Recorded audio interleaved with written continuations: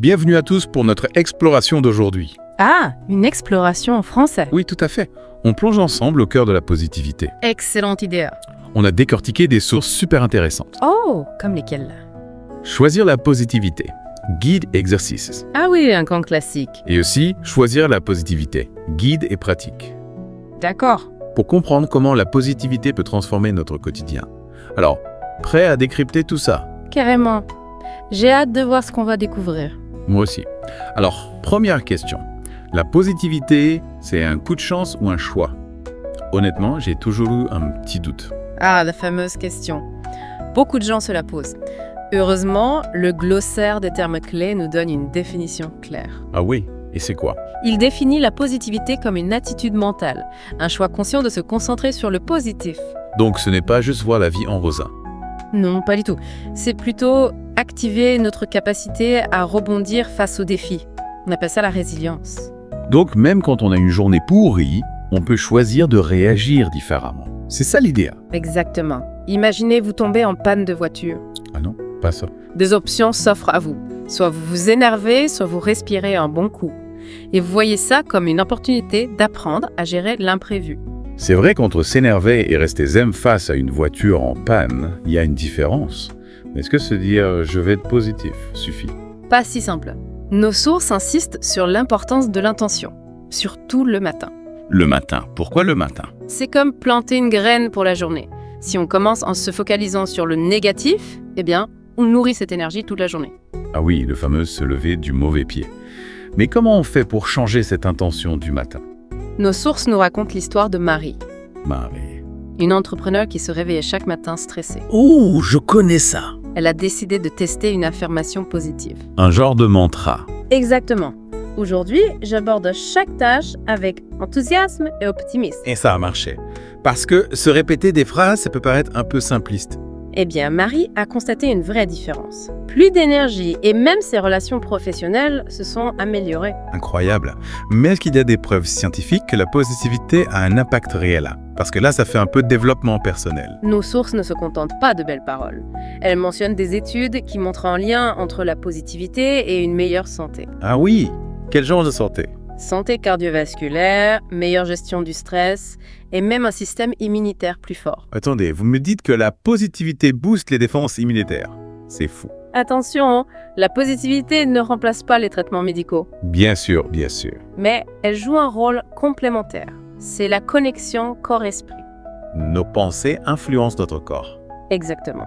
Mais j'imagine que pour atteindre ce niveau de positivité, il faut un mental d'acier. Oui, c'est ce que je me disais. Il faut un exemple inspirant. Quelqu'un de vraiment fort. Et c'est là que Nelson Mandela entre en scène. Ah oui, Mandela. 27 ans de prison et il est resté positif. Exactement. Il voyait chaque obstacle comme une opportunité de grandir. C'est beau ça. Croissance par l'adversité. Mais comment on applique ça dans la vie de tous les jours? Figurez-vous que nos sources proposent un guide pratique, Un guide, génial. Hein? en 4 étapes pour cultiver la positivité au quotidien. D'accord, je suis prêt. Première étape 1. Les affirmations positives, comme Marie. Ensuite, la pratique de la gratitude. Se concentrer sur ce qu'on a déjà. Exactement. Intéressant. Mm. Et les 2 autres étapes? J'ai hâte de savoir. Les 2 autres étapes, c'est la visualisation. Ah oui, comme se projeter dans le futur. Exactement. Et enfin, la reformulation des pensées négatives. Reformuler les pensées négatives. Comment ça marche? Eh bien, en fait, j'ai testé cette technique cette semaine. Ça m'a vraiment aidé à gérer une situation stressante au travail. Ah bon. Racontez-moi ça. Transformer une pensée négative en un éclair de génie, j'avoue que je suis curieux.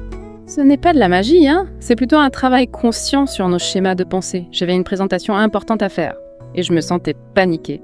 Je vais me planter, c'est sûr, je me disais. Le fameux syndrome de l'imposteur. On est nombreux à le connaître. Et comment vous avez fait pour transformer ce scénario catastrophe? J'ai appliqué la technique de la reformulation. Au lieu de me laisser envahir par la peur, j'ai remplacé cette pensée par une affirmation positive. Ah oui, c'est-à-dire. Je me suis bien préparée, je connais mon sujet et je vais partager mon expertise avec confiance. Et ça marchait. Le trac a disparu. Absolument. En me concentrant sur mes points forts et sur ma préparation, j'ai réussi à canaliser mon stress. Et la présentation s'est bien passée. Impressionnant. Mais est-ce que ça marche aussi dans des situations plus difficiles? face à un deuil, une rupture, un licenciement. J'ai du mal à imaginer rester positif dans ces moments-là. C'est une question importante. Et c'est là que la nuance est essentielle. Nos sources insistent. Choisir la positivité ne veut pas dire ignorer la douleur. On ne fait pas semblant d'être heureux en permanence. Non, bien sûr. Au contraire, il s'agit d'accepter les émotions difficiles, de les traverser tout en gardant une lueur d'espoir. Donc, on ne nie pas la réalité, on choisit de l'aborder différemment. Exactement. Imaginez la positivité comme une boussole. Une boussole. Oui, qui nous guide dans la tempête. Elle ne fait pas disparaître les vagues, mais elle nous aide à garder le cap. J'aime bien cette image-là. Mais comment on fait pour s'accrocher à cette boussole quand on est submergé par la tristesse, la colère? Il faut éviter de s'identifier à ces émotions. Ne pas les laisser nous définir. C'est-à-dire?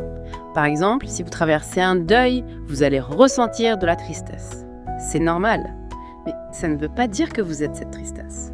On accueille l'émotion sans se laisser engloutir. Précisément. Et en faisant ça, on garde une part de liberté, un espace pour cultiver la positivité, même dans la difficulté. C'est dans cet espace que la résilience se nourrit. Exactement. Donc la positivité, ce n'est pas une fuite, c'est un outil pour traverser la réalité avec plus de force. C'est exactement ça. Et plus on pratique, plus on entraîne ce muscle de la positivité, plus il devient facile de l'activer. Comme un athlète qui s'entraîne. Oui, on développe notre endurance émotionnelle. C'est encourageant.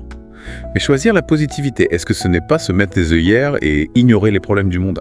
Pas du tout. Il ne s'agit pas de nier les injustices, mais plutôt de choisir comment on réagit face à elles.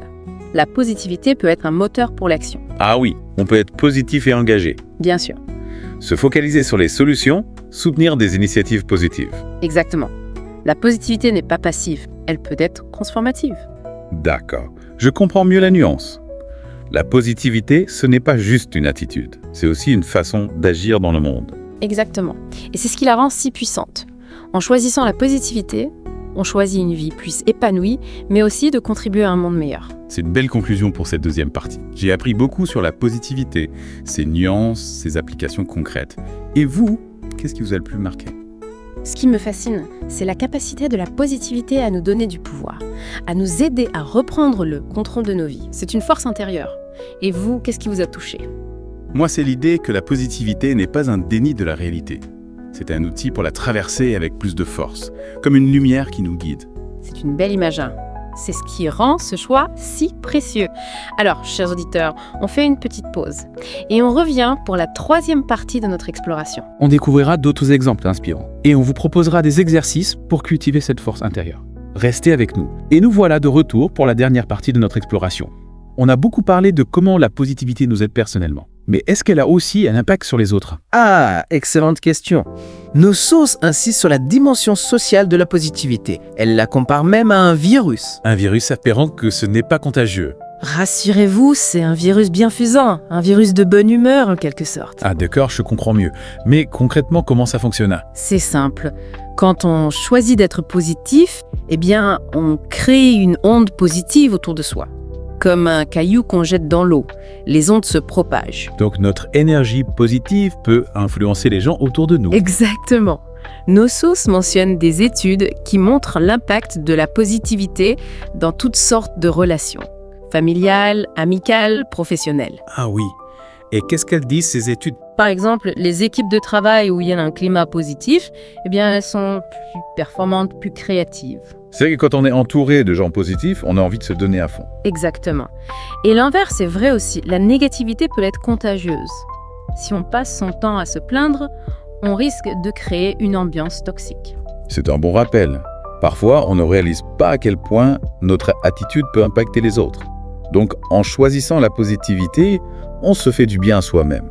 Mais on contribue aussi à un environnement plus harmonieux. Précisément. C'est comme une réaction en chaîne. Chaque acte de positivité, aussi petit soit-il, peut avoir un effet positif sur les autres. Et c'est pour ça, on pourrait dire que la positivité, c'est un super pouvoir. Oui, on peut le dire.